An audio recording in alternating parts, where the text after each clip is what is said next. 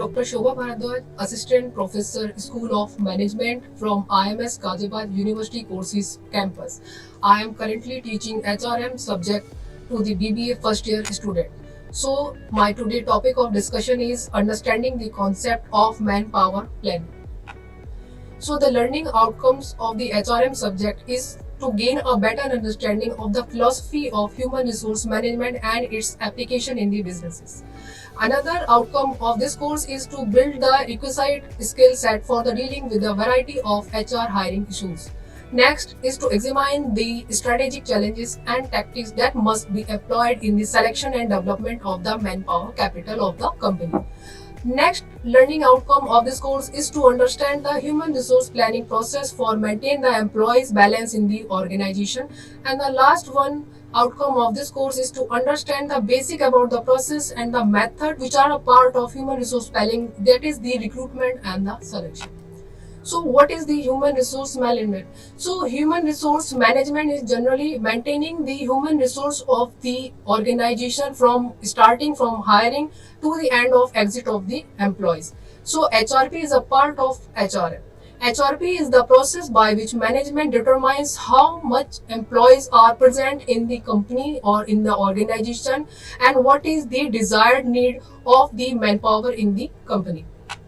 So, as per the Dale's Beach, a famous author stated that the HRP is a process of determining and assuming that the organization will have an adequate number of qualified persons available at proper time performing the jobs which meet the needs of enterprise and which provide satisfaction for the employees involved. So, a general human resource planning process includes the organization objective, which comprises the vision mission of the organization. After that, evaluate the current forecasting of the employees or current workforce of the organization. So we need to identify the demand of the company and the supply. After that, it is proceeded by the identifying the right gap. Then on the basis of the gap identification, we need to plan an action. Then last step is the controlling, in which we have to certainly identify the shortage of the employees and the surplus of the employees. If we identify the surplus of the employees in the company, then we need to implement certain types of HRM techniques such as layoff or voluntary retirement scheme, or we can say the golden handshake scheme. And in case if we have the shortage of the employee, then we need to proceed with the recruitment and selection process. So what is recruitment? Recruitment is generally the enlisting new people which can be applied to the anything. Or as per the Dale Yoder, recruitment is the process to discover the sources of manpower to meet the requirement of the staffing schedule and to employ effective measure of attracting that manpower in the adequate number to facilitate the effective selection of an efficient workforce. So there are two types of method of the recruitment, that is the internal and external. So what are the internal sources for an organization to hire the new employee? So they can use the internal job postings, promotions, internal transfer, or we can say the manager promotion. Now, external methods of recruitment are like job placement or direct hiring of the candidate or direct candidate outreach, boomerang employees, advertisement, employment agencies and consultancies. So these are the method of the recruitment. Now we have to proceed to the selection process. So selection is simply means shortlisting the right candidate with required qualification to fill the vacancies in the organization. And as per the Keith Davis, a famous author of HRM, stated that selection is the process by which an organization chooses from a list of screened applicants the person who best meet the selection criteria of the position available as per the JD and GS provided by the organization. Now we have to proceed to the selection process.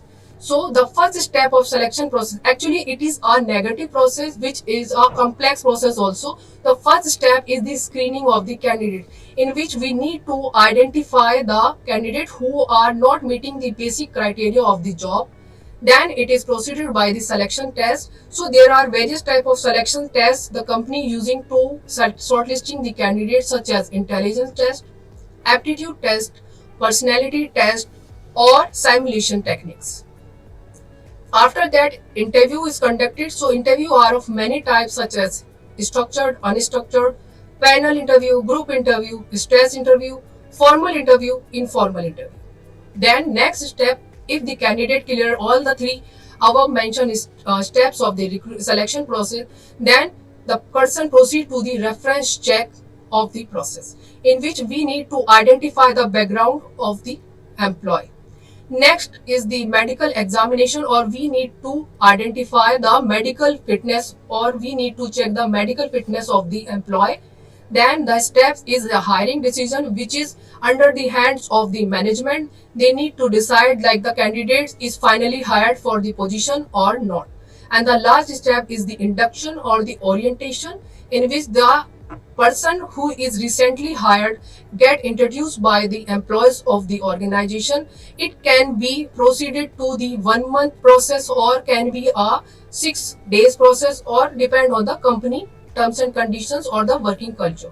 Every step can be before the induction and orientation can be a process of the rejection. If the candidate doesn't meet any steps or any problem faces by the employee, the management can turn the candidate into the rejection, or the candidate at any step of the selection process can be rejected.